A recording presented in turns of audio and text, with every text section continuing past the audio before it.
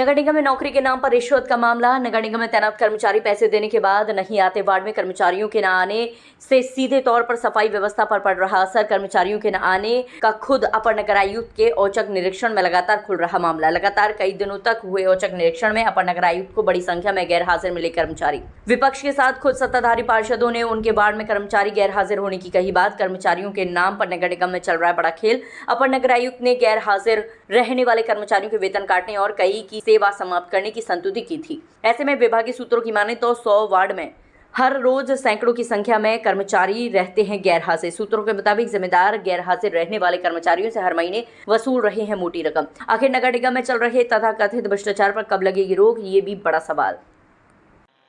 मेरे द्वारा लगातार नगर क्षेत्र का भ्रमण किया जा रहा है और जो सफाई मित्र जो हैं हमारे अनुपस्थित हैं उनके विरुद्ध उनका वेतन काटने का संस्था की जा रही है। साथ ही जिन क्षेत्रों में साफ सफाई या संतोषजनक नहीं पाई जा रही है तो संबंधित एसएफआई और जेडीएसओ का भी के विरुद्ध कार्रवाई के लिए नगर आयुक्त महोदय को संस्था प्रेषित की जा रही है। लगातार देखने में आता है कि पार्षद करते हैं कि उनके बाद में हमेशा जो कर्मचारी हैं बड़ी संख्या में अनुपस्थित रहते हैं। तो ऐसी स्थिति में क्या कोई दिशा निर्देश दिए जाएंगे ताकि साफ सफाई सुनिश्चित करें? जी हाँ, जहाँ भी शिकायत आती है वहाँ पर त्वरित रूप से कार्रवाई की जाती है और अब जो है पूर्व से और अब की स्थिति में काफ़ी सुधार हुआ है। मेरे द्वारा देखा गया पहले जहाँ काफ़ी सारे सफाई कर्मी अनुपस्थित थे, अब ऐसे संख्या जो है बहुत कम हो गई है और हम लगातार इसमें जो है और सुधार करने का प्रयास करेंगे। बिल्कुल, क्योंकि ये नई समस्या नहीं है, पहले से ये है। इसलिए पहले भी पिछले बोर्ड में भी इस बात की बहुत चिंता होती थी और पार्षदों ने मांग उठाई थी कि साहब जब भी कर्मचारियों की गिनती हो या हाजिरी हो तो वहाँ पार्षद को भी उपस्थित रखा जाए, पार्षद को अवगत कराया जाए कि आज कितने कर्मचारी वार्ड में काम कर रहे हैं। लेकिन इसके लिए कुछ लोगों ने दबाव बना के फिर इस पर अमल नहीं हुआ।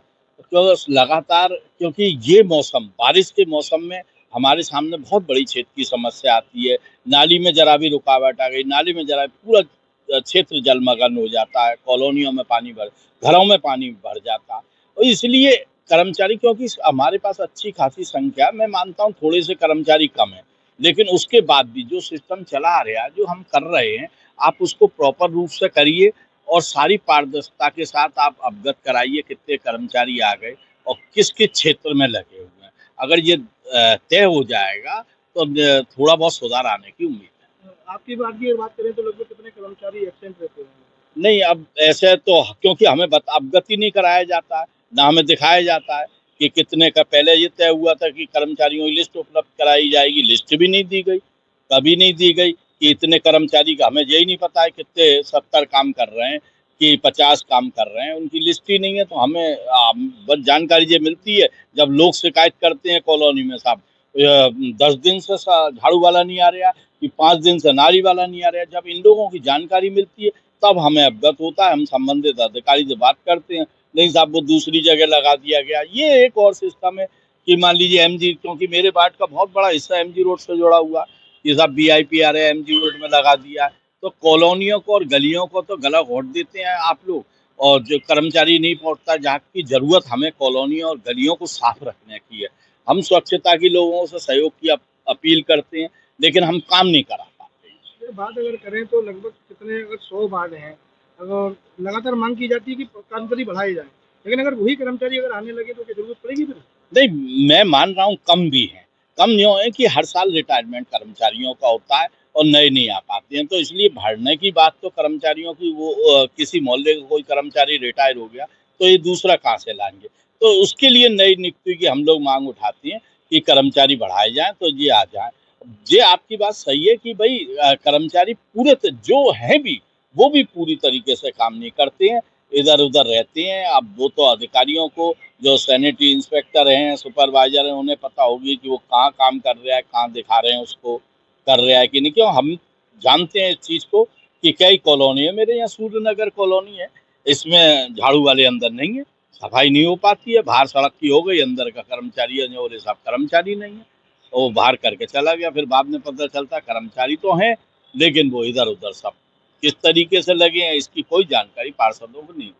देखिए, सफाई को लेकर सबसे बड़ी विडंबना ये है कि किसी भी वार्ड में आप जाइए, प्रत्येक वार्ड में 4-6 कर्मचारी सब जगह एब्सेंट मिलते हैं। उनसे पूछा जाए कि ये क्यों एब्सेंट हैं? कोई अपना मम्मी को बीमार बताता है, कोई इमरजेंसी काम बताता है, कोई खुद को बीमार बताता है। और जब भी हमने निरीक्षण किया तब यही कंडीशन मिली, 4-6 कर्मचारी अनुपस्थित मिलते हैं। दूसरा, इन सबका जिम्मेदार हैं जो क्षेत्रीय इंस्पेक्टर होते हैं। अगर वो सक्रिय नहीं है, सुपरवाइजर सक्रिय नहीं है, उनका थोड़ा ध्यान नहीं है वार्ड पर, तो अगर वार्ड पर ध्यान हो तो ये सभी समय से आएंगे, समय से जाएंगे और पूरी कार्य क्षमता के साथ में कार्य करेंगे और सफाई